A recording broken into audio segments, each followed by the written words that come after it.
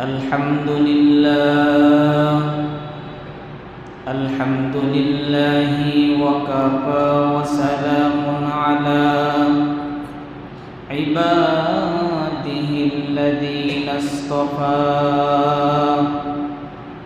أما بعد فأعوذ بالله من الشيطان الرجيم بسم الله الرحمن الرحيم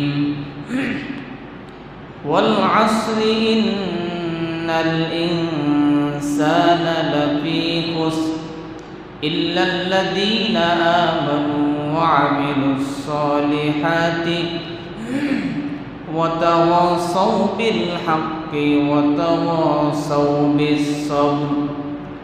وقال النبي صلى الله عليه وسلم اغتنم خمسا قبل خمس حياتك قبل موتك أو كما قال عليه الصلاة والسلام. اللهم صل على محمد وعلى آل محمد كما صليت على إبراهيم وعلى آل إبراهيم إنك حميد مجيد. اللهم بارك على محمد وعلى آل محمد كما باركت على إبراهيم وعلى آل إبراهيم إنك حميد مجيد. روح حسن مصطفى روح حسن مصطفى है एक बहर बेकरार उसके साहिल तक कोई शीर बोया पहुँचा नहीं बलगुल उला बिकमालिही कशफत दुजा बिजमालिही हसनत जमीउ खिसालिही सल्लु अलैहि व आलिही। रहे मेरे मस्कन हवाली ये काबा बने मेरे मदफन दियारे मदीना बलगुल उला बिकमालिही कशफत दुजा बिजमालिही हसनत जमीउ खिसालिही सल्लु अलैहि व आलिही। ला इलाहा इल्लल्लाह ला इलाहा इल्लल्लाह ला इलाहा इल्लल्लाह ला इलाहा इल्लल्लाह ला इलाहा इल्लल्लाह ला इलाहा इल्लल्लाह ला इलाहा इल्लल्लाह ला इलाहा इल्लल्लाह ला इलाहा इल्लल्लाह ला इलाहा इल्लल्लाह। हर तमन्ना दिल से रुखसत हो गई अब तो आजा अब तो खुलवत हो गई। ला इलाहा इल्लल्लाह ला इलाहा ইল্লাল্লাহ লা ইলাহা ইল্লাল্লাহ লা ইলাহা ইল্লাল্লাহ লা ইলাহা ইল্লাল্লাহ লা ইলাহা ইল্লাল্লাহ লা ইলাহা ইল্লাল্লাহ দিল जो खाली याद हुक से आई जवा खाने शैतो ही वो दिल बेगुमा संगे दिलज सई कोने रा पाके कौन सीना बातिंगे मोहब्बत चाके कौन ला इलाहा इल्लल्लाह ला इलाहा इल्लल्लाह ला इलाहा इल्लल्लाह ला इलाहा इल्लल्लाह ला इलाहा इल्लल्लाह ला इलाहा इल्लल्लाह तुकु जाओ सुन्नते अहमद कुजा ब मुहम्मद कई बुअत निस्बत तुरा ला इलाहा इल्लल्लाह ला इलाहा इल्लल्लाह ला इलाहा इल्लल्लाह ला इलाहा इल्लल्लाह ला इलाहा सब खुशियों को आग लगा दो मौला गम से तेरे दिल शाद रहे अब तो रहे बस तादो में आखिर विरद जुबा आई मेरे इला ला इलाहा इल्लल्लाह ला इलाहा इल्लल्लाह ला इलाहा इल्लल्लाह ला इलाहा इल्लल्लाह ला इलाहा इल्लल्लाह ला इलाहा इल्लल्लाह ला इलाहा আসমান জমিন গায়রুল্লাহ চন্দ্র সূর্য গায়রুল্লাহ লা ইলাহা ইল্লাল্লাহ লা ইলাহা ইল্লাল্লাহ লা ইলাহা ইল্লাল্লাহ লা ইলাহা ইল্লাল্লাহ লা ইলাহা ইল্লাল্লাহ লা ইলাহা ইল্লাল্লাহ লা ইলাহা ইল্লাল্লাহ মুহাম্মাদুর রাসূলুল্লাহ সাল্লাল্লাহু আলাইহি ওয়াসাল্লাম।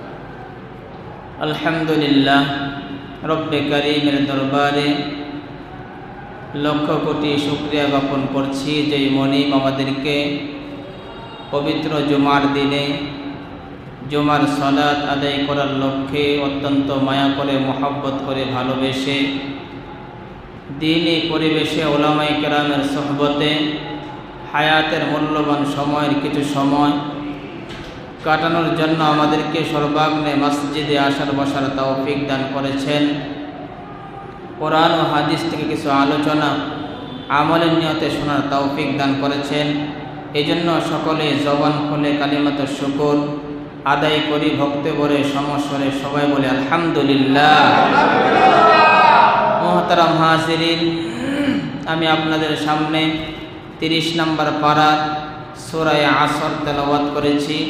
নবীজির অসংখ্য হাদিস থেকে এক টুকরা হাদিস তেলাওয়াত করেছি। আয়াত এবং হাদিসকে সামনে নিয়ে কিছু আলোচনা হবে। ওমা তৌফিক ইল্লা বিল্লাহ। মুহতারাম হাজিরিন, আল্লাহ তাআলা এই সূরা আসরের শুরুতে আল্লাহ তাআলা বলেন ওয়াল আসর, যুগের কসম, সময়ের কসম। আল্লাহ তাআলা কসম করে কয়েকটি কথা বলতেছে। ওয়াল আসরি, যুগের কসম, সময়ের কসম। কসম করে মানুষ কথা বলে কেন? কথাটাকে বিশ্বাস করানোর জন্য। কে বলেন ঠিক না বেঠিক? যখন কেউ বিশ্বাস করতে চায় না তখন বলে, কসম করে বলে আল্লাহর কসম আমি এই কাজটি করিনি। তার কথাকে শক্তিশালী ও মজবুত করার জন্য মানুষ কসম করে, কসমের সাথে কথা বলে। আল্লাহ তাআলা কোরআনে কারিমের মধ্যে জায়গায় জায়গায়, বিভিন্ন জায়গায় আল্লাহ তাআলা সূর্যের কসম করেছেন,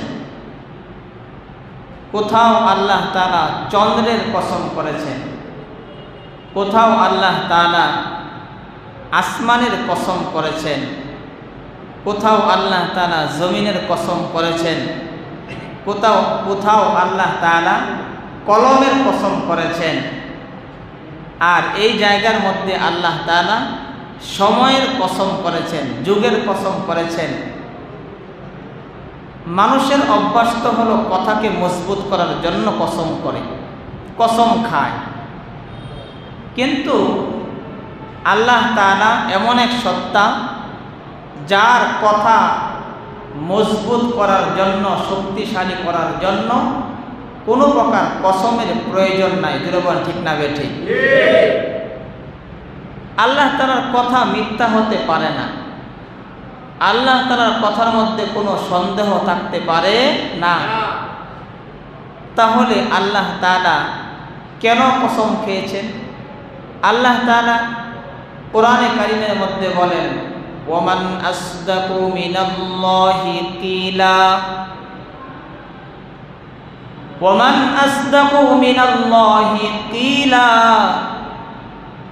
আমি আল্লাহ তাআলার কথার চাইতে সত্য কথা আর কারো হতে পারে না। আওয়াজ করে যেমন ঠিক না বেঠিক? আল্লাহ তাআলা বলেন ওয়ামান আসদাকু মিনাল্লাহি কিলা, আমি আল্লাহ তাআলার কথার চাইতে সত্য কথা আর কারো হতে পারে না। তোমাদের কথার মধ্যে সন্দেহ থাকতে পারে, তোমাদের কথার মধ্যে মিথ্যা থাকতে পারে, তোমাদের কথা একরকম আর ভিতরে আরেক রকম থাকতে পারে, কিন্তু আল্লাহ তাআলা বলেন ওয়ামান আসদাকু মিনাল্লাহি কিলা, আমি আল্লাহ তাআলার কথার চাইতে সত্য কথা আর কারো হতে পারে না। তাহলে যেহেতু আল্লাহ তাআলার কথাই সর্বোচ্চ সত্য, আল্লাহ তাআলা কসম কেন খেলেন? আল্লাহ তাআলার কথা তো শক্তিশালী করার প্রয়োজন নেই। আল্লাহ তাআলা কসম এই জন্য খেয়েছেন যে বান্দাদের অভ্যাস হলো কসম খাওয়া। এটা বান্দাদের অভ্যাস। কসম করে বললে কথাকে শক্তিশালী বোঝায়, এই জন্য মানুষ, ইনসান কসম খায়। আল্লাহ তাআলা এই বান্দাদের, ইনসানের কসম খাওয়ার যে অভ্যাস, আদত, এই বান্দার এই অভ্যাসকে মূল্যায়ন করার জন্য, যেটা বান্দাদের অভ্যাস, ইনসানের অভ্যাস হলো কসম খাওয়া, এই বান্দাদের এই অভ্যাসকে আল্লাহ তাআলা মূল্যায়ন করেছেন যে তোমাদের অভ্যাস যেহেতু কসম খাওয়া, আমিও তোমাদের অভ্যাসকে মূল্যায়ন করলাম। এটা তোমাদের প্রতি আমার একটা ভালোবাসা। যেটা বলেন কি? বান্দার প্রতি আল্লাহ তাআলার এক ভালোবাসা। ভালোবাসা বান্দাদের প্রতি প্রকাশ করার জন্য, বান্দাদের অভ্যাসকে মূল্যায়ন করার জন্য আল্লাহ তাআলা কসম খেয়ে বলেন ওয়াল আসর, সময়ের কসম, যুগের কসম। আল্লাহ তাআলা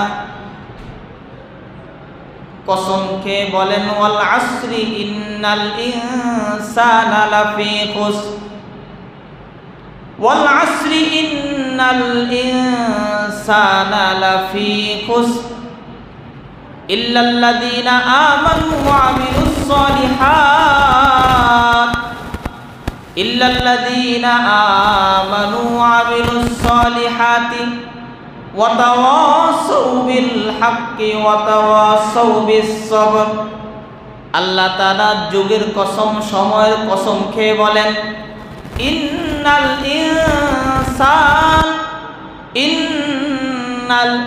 ইনসানা লাফি খুসর, নিশ্চয়ই পৃথিবীর সমস্ত মানুষ ক্ষতিগ্রস্ত, নিশ্চয়ই পৃথিবীর সমস্ত মানুষ ধ্বংসের মধ্যে আছে, নিশ্চয়ই পৃথিবীর সমস্ত মানুষ ক্ষতিগ্রস্তের মধ্যে আছে।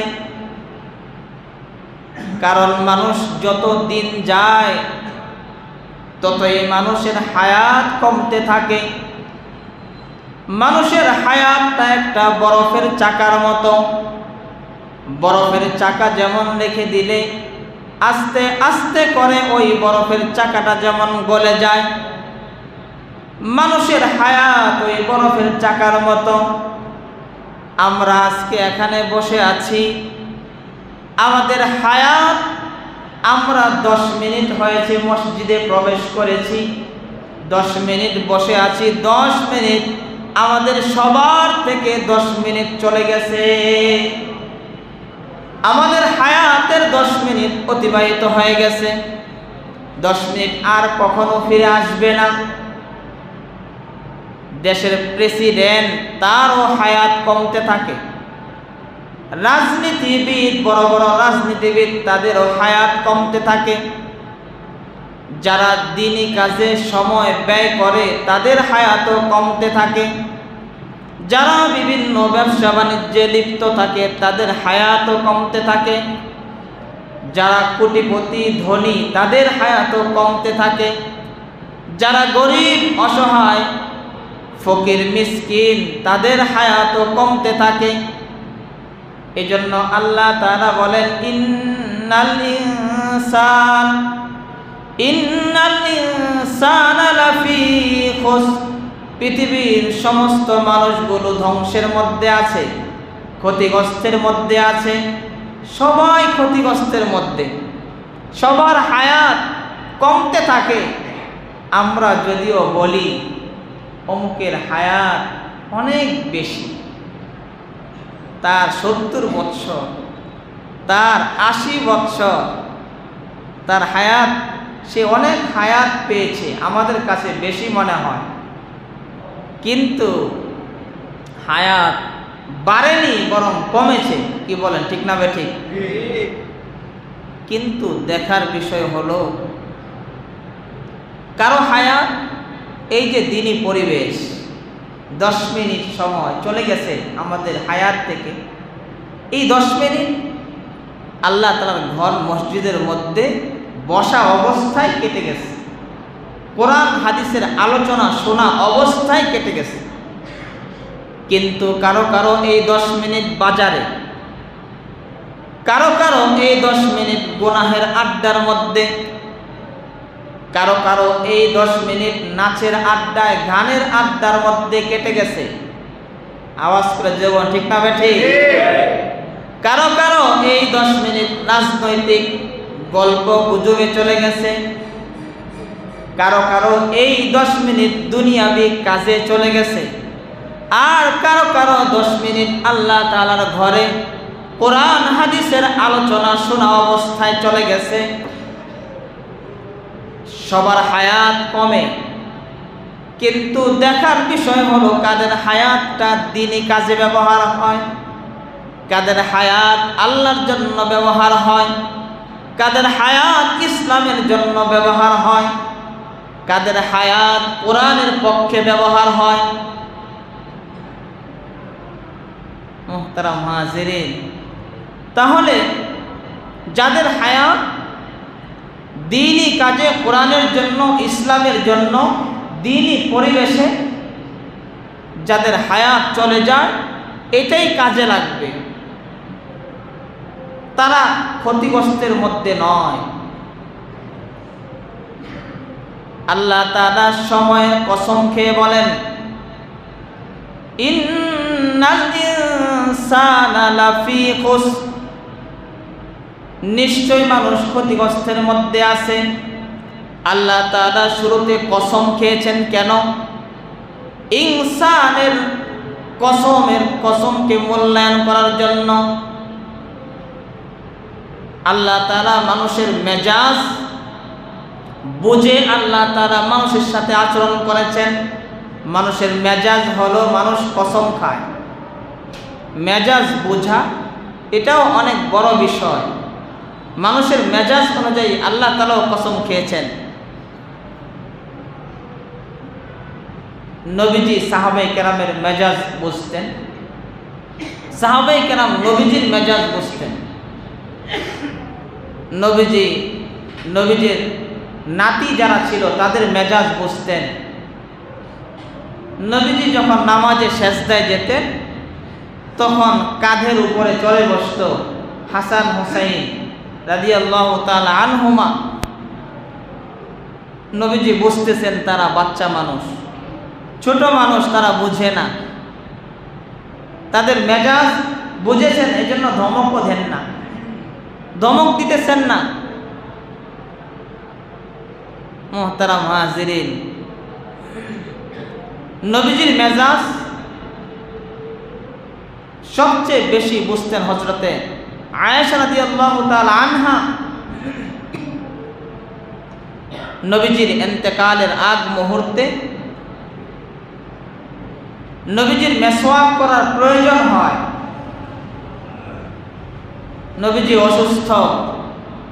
আম্মা জান আয়েশা রাদিয়াল্লাহু আনহা এই বিষয়টা বুঝে নিজে মেসওয়াক নিজে চিবিয়ে নরম করে তারপরে নবীজিকে দিয়েছেন।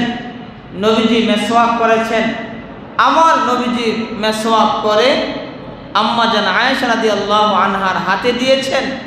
উনি আবার এটা চিবিয়ে, আম্মা জান আয়েশা রাদিয়াল্লাহু আনহা বলেন, আমি চিবিয়ে নবীজির ওই শেষ অন্তিম মুহূর্তে লালা মুবারক আমি চিবিয়ে খেয়ে ফেলেছি। বলেন সুবহানাল্লাহ। আম্মা জান আয়েশা রাদিয়াল্লাহু আনহা বলেন, নবীজির এই লালা মুবারক আমি চিবিয়ে খেয়ে ফেলেছি, খাওয়ার কারণে আমার এমন এমন ইলম আমার অর্জন হয়েছে যা অন্য কোনো বিবিদের অর্জন হয় নাই। সুবহানাল্লাহ। মুহতারাম হাজিরিন, তো আম্মা জান আয়েশা রাদিয়াল্লাহু আনহা নবীজির মেজাজ বেশি বুঝতেন যে কখন কি লাগবে। হুদাইবিয়ার সন্ধিতে সরওয়ারে দু আলম নবীর পক্ষ থেকে হযরতে আলী রাদিয়াল্লাহু আনহু সিংহাসন করলেন। মুহাম্মাদুর রাসূলুল্লাহ সাল্লাল্লাহু আলাইহি ওয়াসাল্লাম। কাফেররা বলে এই সিংহে চার কেটে দেওয়া হোক, এই সিংহে চার আমরা মানি না। মুহাম্মাদুর রাসূলুল্লাহ, মুহাম্মদ আল্লাহর রাসূল, আমরা তো মুহাম্মদকে আল্লাহর রাসূলের স্বীকৃতি দেই না, আমরা তো এটা মানি না যে মুহাম্মদ আল্লাহর রাসূল, আমরা তো মানি না এটা। আর এই নামে সিংহাচার হবে হুদাইবিয়ার সন্ধিতে আমরা এটা মানি না, এটা কেটে দেওয়া হোক। সরওয়ারে দু আলম নবী বললেন, আলী এটা কেটে দাও। আলী রাদিয়াল্লাহু আনহু বলেন, ওগো সরদার, ওগো সরকার, আমার পক্ষে এই সিংহাচার কেটে ফেলা আমার পক্ষে সম্ভব নয়। হযরতে ওমর ডাক দিয়ে বলে, সরকারে দু আলম নবী, আপনাকে একটা প্রশ্ন করতে চাই। সরকার বলেন, প্রশ্ন করো। ওমর রাদিয়াল্লাহু আনহু বললেন, ওগো সরদার, ওগো সরকার, আপনি কি সত্য নবী নয়? আমি জানতে চাই আপনি কি সত্য নবী নয়? নবীজি বললেন, ওমর, এমন প্রশ্ন তুমি কিভাবে করেছ? হযরত ওমর বলেন, ওগো সরদার, ওগো সরকার, আপনি যদি সত্য নবী হয়ে থাকেন তাহলে আমরাও আপনার সত্য সাহাবী, আমরা সত্য ধর্ম ইসলামের উপরে আছি। আমরা যেহেতু সত্য, আমাদের নবী যেহেতু সত্য, আমাদের ইসলাম যেহেতু সত্য, আমরা সত্যের উপর থেকে আমরা কেন সিংহাচার কেটে ফেলব? সিংহাচার কাটা যাবে না। প্রয়োজনে আমরা রক্ত দেব, যুদ্ধ করব, জিহাদ করব, তারপরেও আপনার নামের সিংহাচার আমরা কাটতে পারবো না। সিদ্দিক আকবর রাদিয়াল্লাহু আনহু বললেন, ওমর, রাগান্বিত না হয়ে সিংহাচার কেটে দাও। কারণ সিদ্দিক আকবর রাদিয়াল্লাহু আনহু নবীজির মেজাজ বেশি বুঝতেন।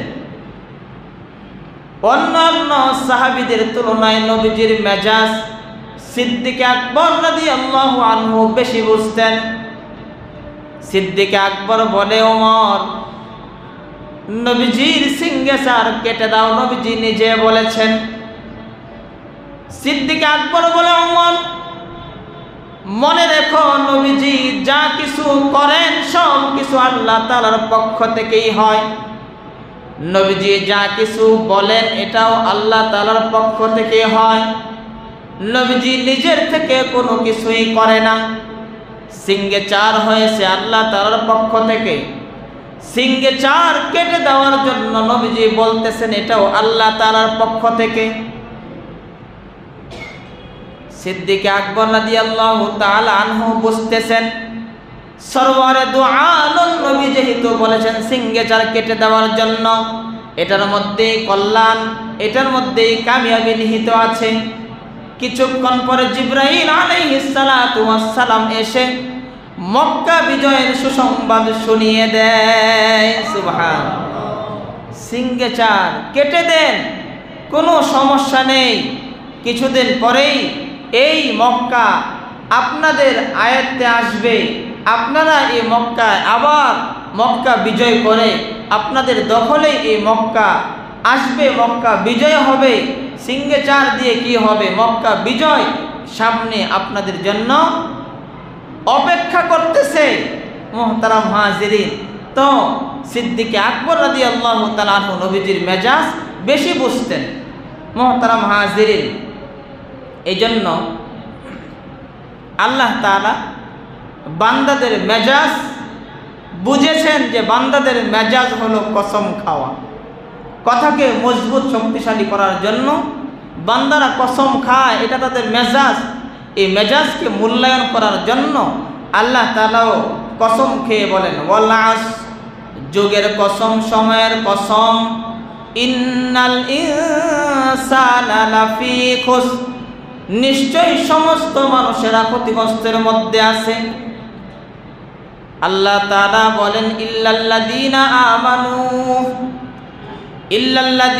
আমানু ওয়া আমিলুস সালিহাত, ইল্লাল্লাযীনা আমানু ওয়া আমিলুস সালিহাতি ওয়া তাওয়াসাউ বিল হক ওয়া তাওয়াসাউ বিল হাক্কি ওয়া তাওয়াসাউ বিস সবর। আল্লাহ তাআলা বলেন, শোনো, তবে যারা চারটা গুণ যারা অর্জন করতে পারবে তারা ক্ষতিগ্রস্ত নয়, তারা কোনো লসের মধ্যে নয়, তারা কোনো ধ্বংসের মধ্যে নয়। যারা চারটা গুণ অর্জন করবে, ইল্লাল্লাযীনা আমানু, এক নাম্বার গুণ যারা ঈমান আনবে, যাদের ঈমান আছে তারা ক্ষতিগ্রস্তের মধ্যে নয়। কারণ ঈমান এক মূল্যবান দৌলতের নাম। ঈমান যার থাকবে, ন্যূনতম ঈমান যার থাকবে, ময়দানে মাহশারে এই দুনিয়ার 10 দুনিয়া বরাবর জান্নাত সে অর্জন করবে। সুবহানাল্লাহ। এই জন্য আল্লাহ তাআলা বলেন, ইল্লাল্লাযীনা আমানু, এক নাম্বার গুণ হলো যাদের মধ্যে ঈমান থাকবে। আমরা তো ঈমান পেয়েছি ফ্রি, ঈমান আমাদের ঘরের মধ্যে আমরা পেয়ে গেছি, ফ্রিতে। আমার মা মুসলমান, বাবা মুসলমান, আমিও মুসলমান। কি বলেন, ঠিক না বেঠি? এটা ফ্রি পেয়েছি। অথচ ঈমান পেয়েছে কয়লার আগুনে জ্বলতে জ্বলতে। তারপরে তারা ঈমান পেয়েছে গোলাম আকারে বারবার বিক্রি হওয়ার পর, বারবার গোলাম হিসাবে বাজারে বিক্রি হয়ে তারপরে আস্তে আস্তে নবীজির কাছে এসে ঈমান পেয়েছে। আমরা ঈমান পেয়েছি ফ্রি।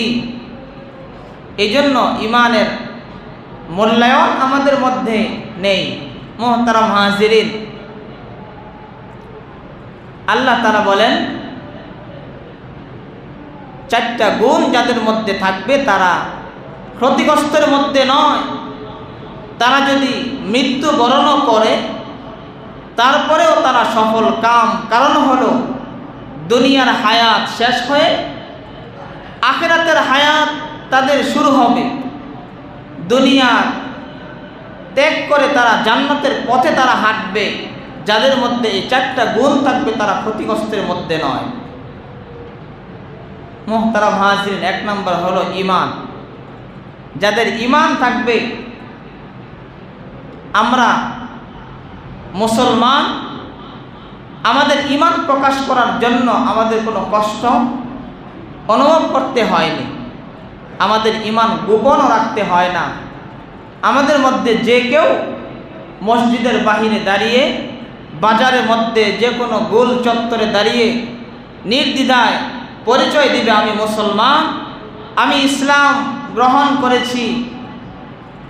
এই ঘোষণা গোল চত্বরে দাঁড়িয়ে দিলেও তার উপরে কোনো প্রকার জুলুম নির্যাতন হবে না।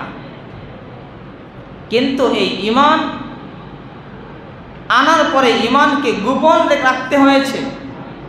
গোপন রেখেছেন যেমন হাইয়ান ইবনে মুনকির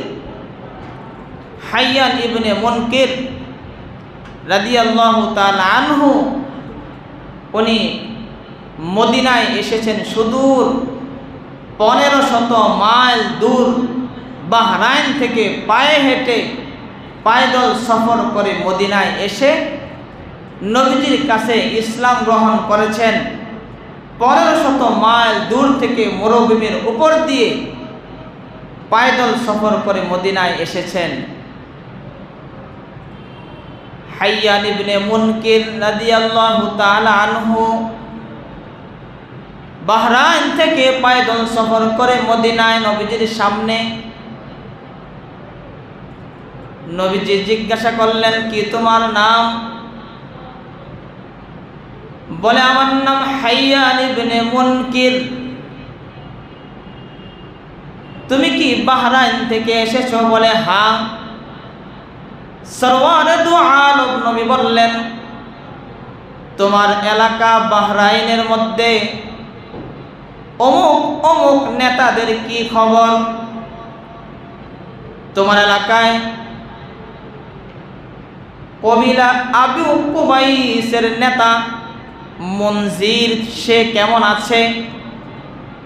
তোমার এলাকার বড় বড় ব্যবসায়ী অমুক অমুক অমুক, তারা কেমন আছে? হাইয়ান ইবনে মুনকির আশ্চর্য হয়ে গেল।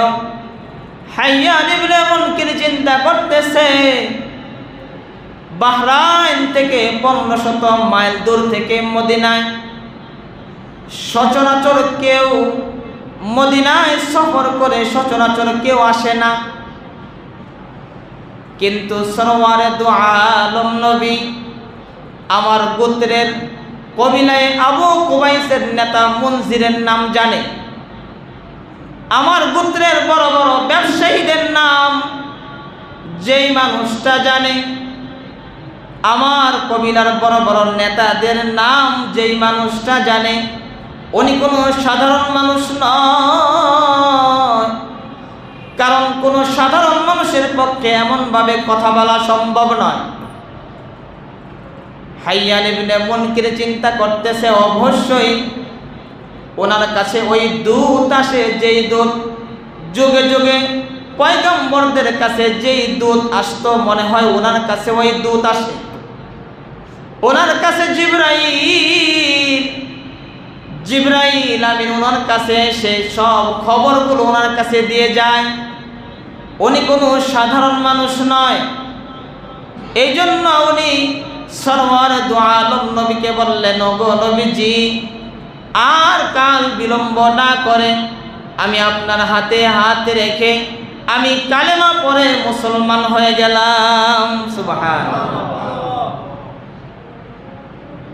নবীজির কাছে ওযু, গোসল, মাসআলা, ইসলাম সম্পর্কে বিভিন্ন কিছু শিক্ষা করে এলাকায় চলে যায়। এবার নিজ ঘরের মধ্যে চুপি চুপি ইমানকে গোপন করে, চুপি চুপি ঘরের কোণার মধ্যে উনি ইবাদত করে, লুকিয়ে লুকিয়ে ইবাদত করে ইমানকে গোপন রেখে। স্ত্রী বিষয়টা আজ করতে পেরে হাইয়ান ইবনে মুনকিরের শ্বশুর কবিলায় আবু কুবাইসের নেতা মুনজির শ্বশুরের কাছে বিচার দায়ের করে, আপনার জামাইকে কেমন যেন আচরণ, কেমন যেন মনে হয়, আগের আচরণ আর এখনের আচরণ কেমন যেন ব্যবধান মনে হয়। মুনজির জামাইকে ডেকে বললে, জামাই, আপনার ব্যবহার, আচার আচরণ, কথাবার্তা, আমল আখলাক কেমন কেমন যেন ভিন্ন মনে হয়। হাইয়ান ইবনে মুনকির বলে, শ্বশুর, শুধুমাত্র উপরের অবস্থাটা পরিবর্তন মনে হয়, শুধু উপরের অবস্থা পরিবর্তন নয়, ভিতরের অবস্থাও পরিবর্তন হয়ে গেছে। আগে ভিতরে ছিল কুফুরের অন্ধকার, আর এখন ভিতরে ঢুকিয়েছি ইমানের আলো। বলেন সুবহানাল্লাহ। ভিতরে ঢুকিয়ে ফেলেছি ইমানের আলো, কুফুরের অন্ধকার দূর করে ইমানের আলো ভিতরে ঢুকিয়ে ফেলেছি। বলে, কিভাবে ইমানের আলো ঢুকিয়েছ? এবার হাইয়ান ইবনে মুনকির বলে, শ্বশুর, মদিনার ওই সরওয়ার দু আলম নবীর কাছে আমি গিয়েছিলাম, ওনার কাছে আমি ইসলাম ধর্ম গ্রহণ করেছি। ওনার একটা আজব শান দেখে আমি ইসলাম ধর্ম গ্রহণ করেছি। বলে, তুমি কি শান দেখেছ?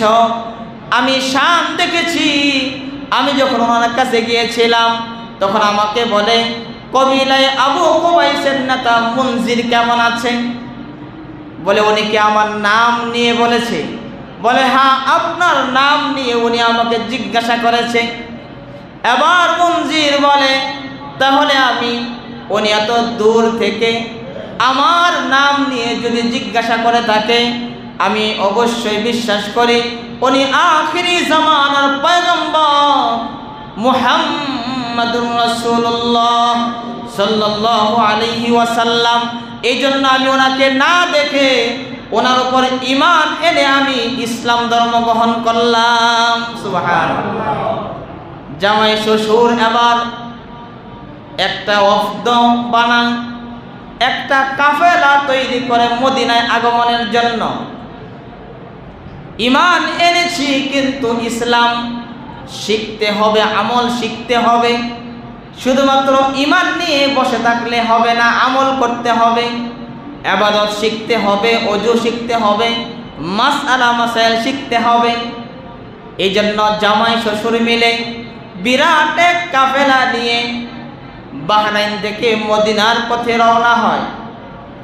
সরওয়ার দু আলম নবী সাহাবায়ে কেরামকে সামনে বসিয়ে আগের দিন সকলকে জমা করে বললেন, এ সাহাবায়ে কেরাম, মাশরিক থেকে একটা কাফেলা মদিনার উদ্দেশ্যে রওনা হয়েছে।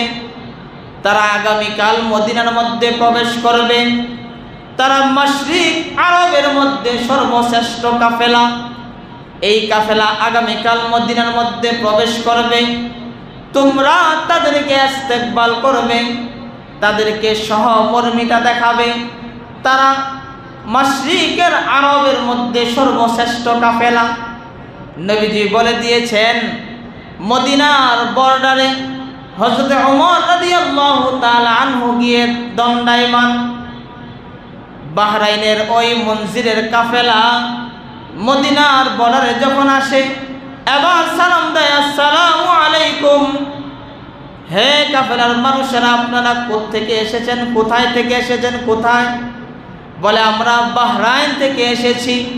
আপনারা কি মনজিরের কাফেলা? সরওয়ারে দু আলম নবী গতকালকে আমাদেরকে বসিয়ে আপনাদের কথা জানিয়েছেন, আপনারা শ্রেষ্ঠ কাফেলা। আমি ওমর আপনাদের ইস্তেকবালের জন্য আমি দাঁড়িয়ে আছি। সুবহানাল্লাহ। মুহতারাম হাজিরিন, এই ওফদ, এই কাফেলা নবীজির কাছে যায়, তারা ইসলাম শিখে, দিন শিখে, তারা ইবাদত শিখে, আমল শিখে, আবার বাহরাইন যায়।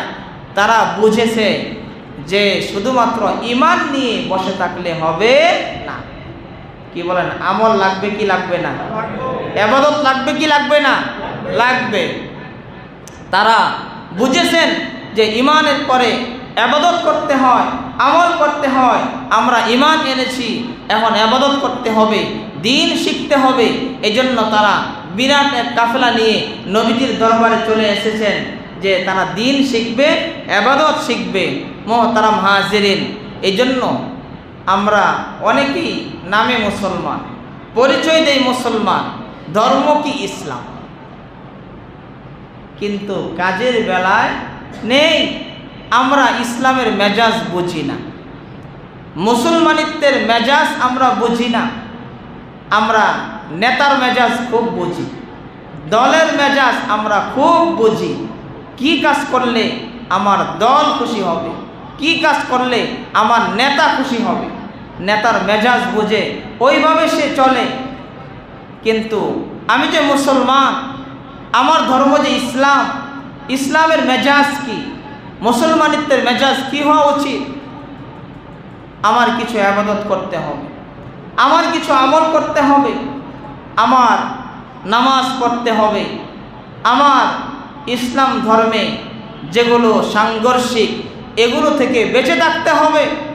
যেমন মনজির তার জামাইকে বলেছিলেন, তোমার আচার আচরণ ভিন্ন, আগের আচরণ আর এখন আচরণ ভিন্ন।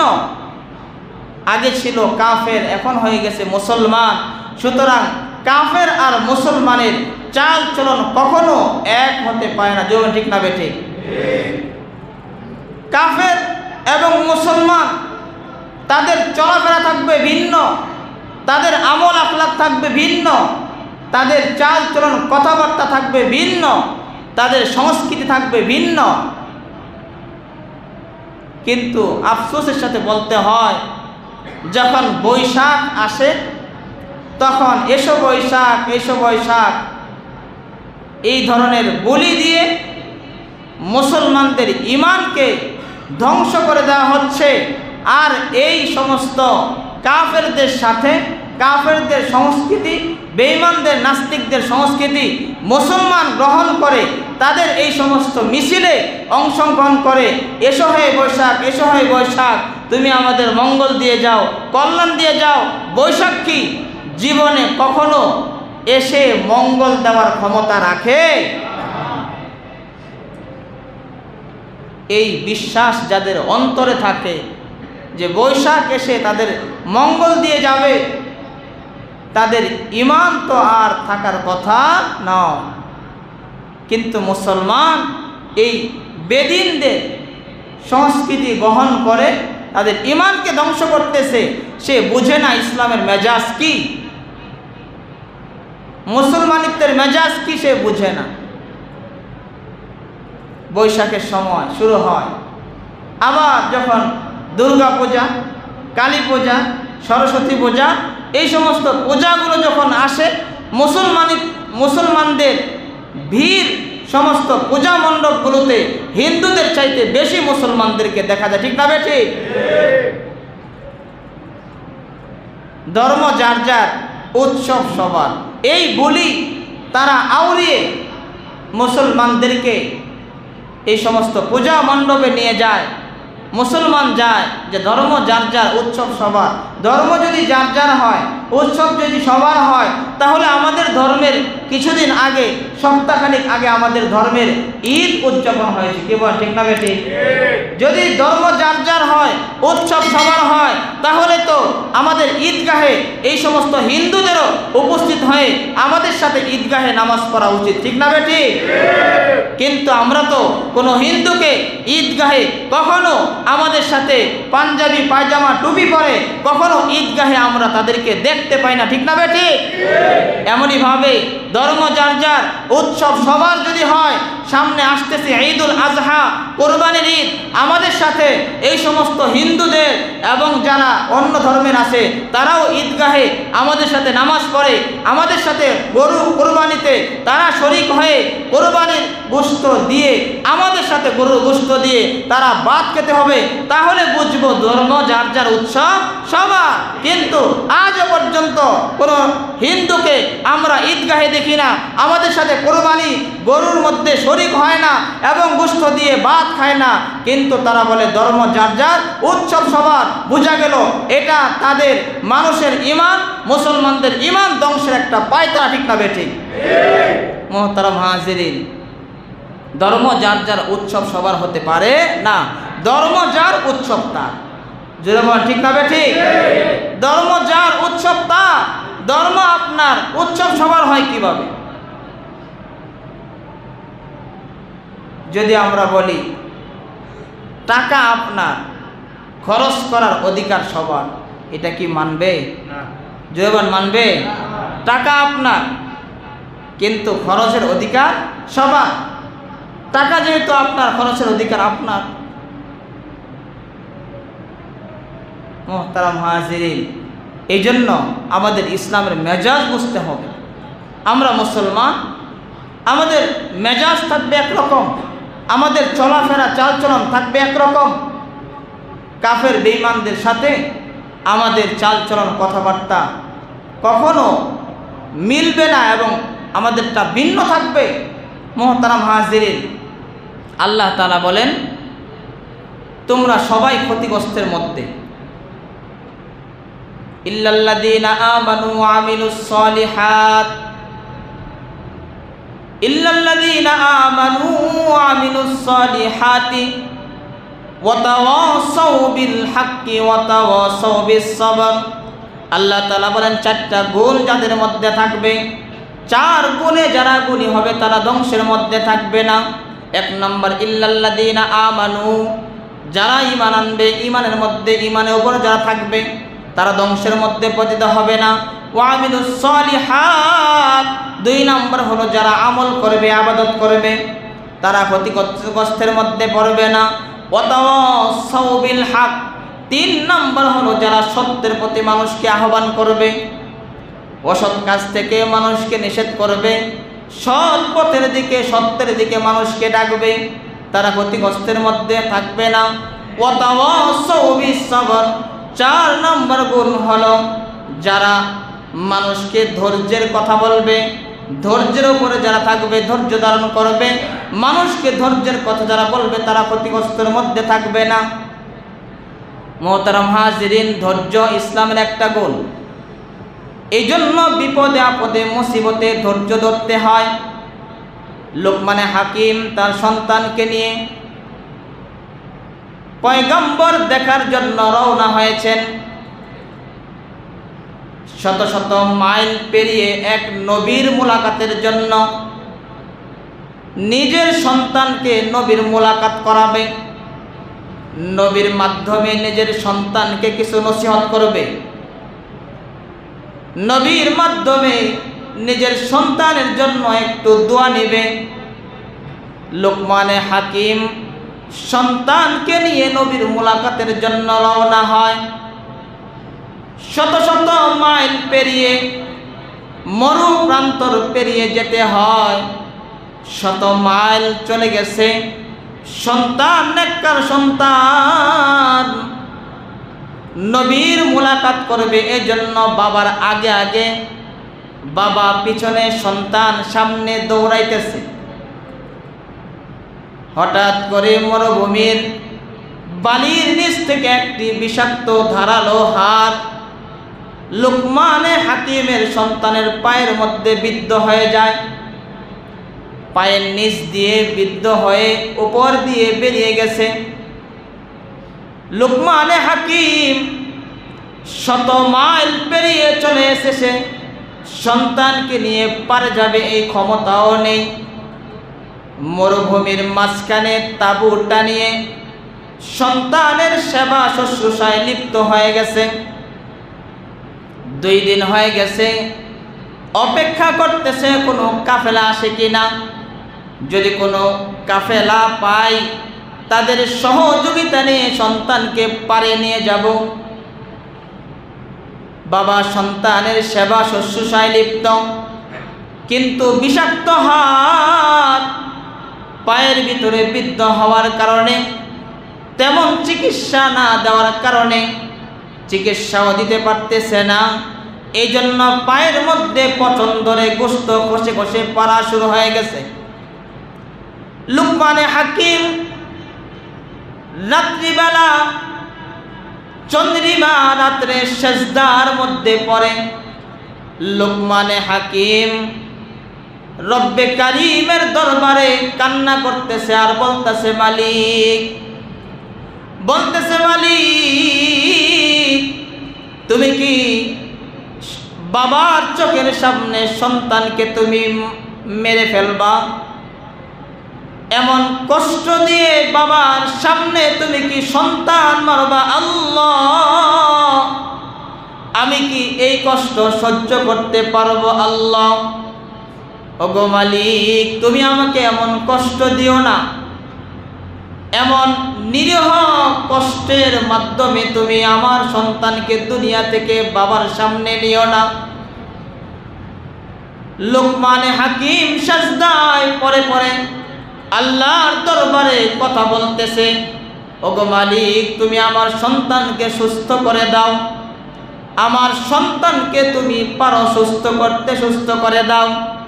এভাবে লুকমান হাকিম সেজদায় পড়ে দোয়া করতেছে, কান্না করতেছে।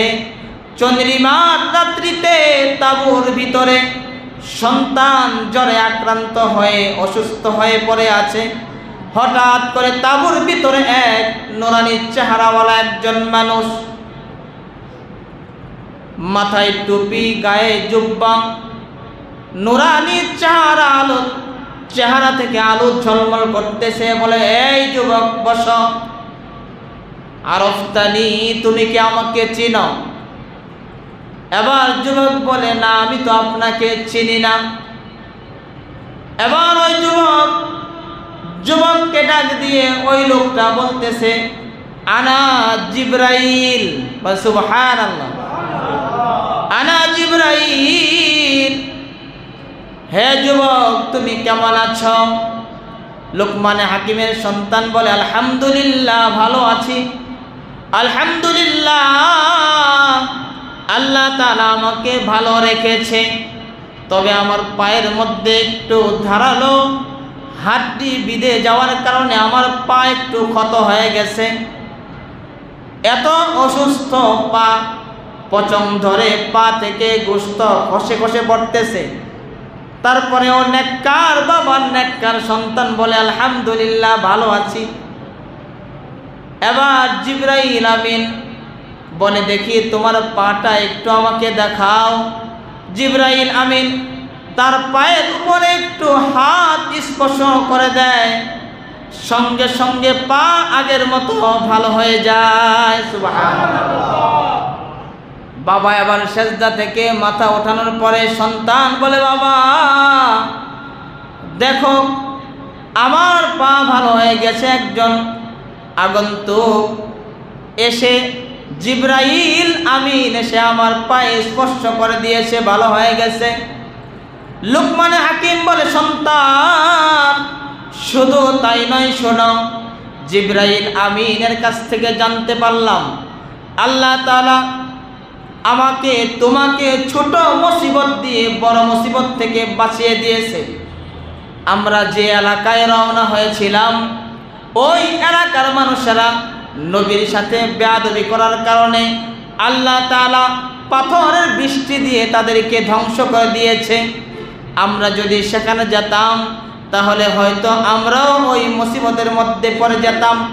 আল্লাহ তাআলা ছোট মুসিবত দিয়ে বড় মুসিবত থেকে আমাদেরকে বাঁচিয়ে দিয়েছে। সন্তান বলে, বাবা মুসিবতের মধ্যে আমি ধৈর্য ধরেছি। আপনি বলেছেন ওয়াসবির আলা মা আসাবাক ইন্না যালিকা মিন আজমিল উমুর। হে সন্তান, ধৈর্য ধরো, ধৈর্যের ফল মিষ্টি হয়। এই জন্য আমি ধৈর্য ধরেছি। ধৈর্য ধরে দেখেছি ধৈর্যের মধ্যে আল্লাহ পাওয়া যায়। ধৈর্য ধরে দেখেছি পয়গম্বর দেখার জন্য রওনা হয়েছিলাম। আল্লাহ তাআলা পয়গম্বরদের উস্তাদ জিবরাইল আমিনের সাক্ষাৎ করিয়ে দিয়েছেন। সুবহানাল্লাহ। আল্লাহ তাআলা ধৈর্যের ফল দিয়েছেন, ছোট্ট মুসিবত দিয়ে বড় মুসিবত থেকে বাঁচিয়ে দিয়েছেন।